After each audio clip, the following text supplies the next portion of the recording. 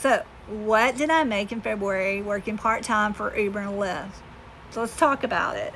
So, we had a lot of stuff going on in February. We had Mardi Gras, we had Mardi Gras parades, we had concerts, we had Mardi Gras balls, we had just people going out in general. We had very nice weather most of February. So, I was able to pick and choose on what area I wanted to focus on as far as work. And I also changed my schedule around, and I'll talk about that later. Now, with parades and concerts, I will only drop off. I don't work after a concert and I don't work after a parade. It's chaotic. And when I say it's chaotic, it's like it's easy to drop off people because you're not having to worry about finding them. You drop them off at a location. You kind of give them the hints of like, hey, when you get ready to be picked up after the parade, come back to this location. That way your driver can find you better and you can find them. Just make sure that you're doing all the safety checks that you need to do. Same thing with concerts. I'm always like, hey, when the concert's over, you walk away from the concert, you go close to the beach, you walk a little bit or wait around to see if, after the chaos of the crowds leaving, just to help people out. And I always get like, hey, well, we'll give you this if you'll come back. And I always say no. And the reason being is because I don't like making promises because, like, when I get tired, I want to be able to go home. I don't want to have to stay up after an event to go pick up somebody. Yeah, it's nice, and I know there's a lot of drivers that do that, but I like the flexibility of being able to go home when I want to go home. So when it comes to concerts, I will only work Uber and Uber XL only. I don't do Uber X. I just do Uber XL on concerts. And we had 2 concerts that were sold out. And I think I did a total of 7 rides for that. And I worked a total of 12 hours and 36 minutes. And I made a total of $184.15. Like, you're probably thinking, you just said there was a lot of things going on. I did. But with Uber, it makes sense to do the concerts because when there's a concert, there's more money to be made with the concert. So a lot of times I will turn off Lyft and I will just strictly do XL Uber. And that's what I made for those 2 concerts that we had. Now, could I have made more? Yeah, I could have made more, but we had 2 concerts and I don't want to work after a concert and have to deal with chaos and not being able to find somebody. Now, with Lyft, I worked a total of 54 hours and 31 minutes, and I made a total of $1,425.26.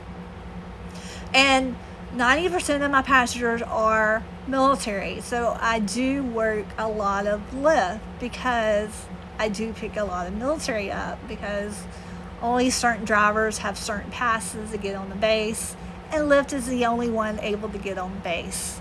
So I do work a lot of Lyft.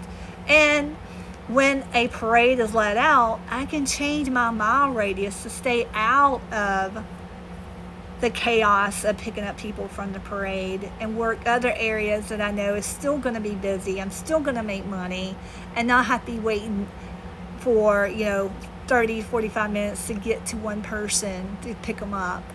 It's just not worth it. The time that you waste trying to get, somebody, we're not making anything. Now, we make money when we've already picked up the passenger, and if a trip takes longer than 5 minutes, we do make more money.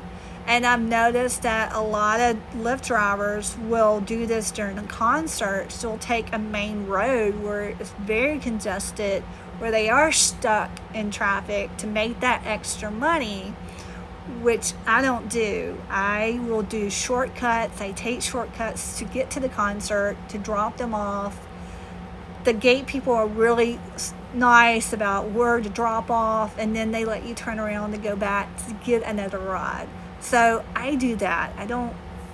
I don't want to take any longer than it has to get someone to a certain event.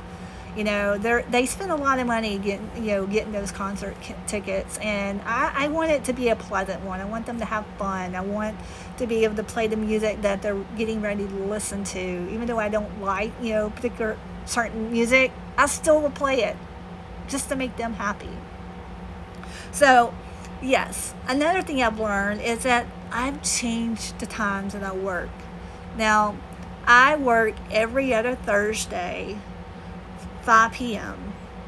And I do that because normally the military has every other Friday off, and they will go out every other Thursday to go out to eat and just to get out and do stuff. Some are leaving the next day, they're going out celebrating or birthdays and stuff. So I'll work every other Thursday. Sometimes I work every Thursday, just depending on what's going on. And then on Fridays, every other Friday, I'll start working at 5 p.m. and work a few hours. And then when the military has their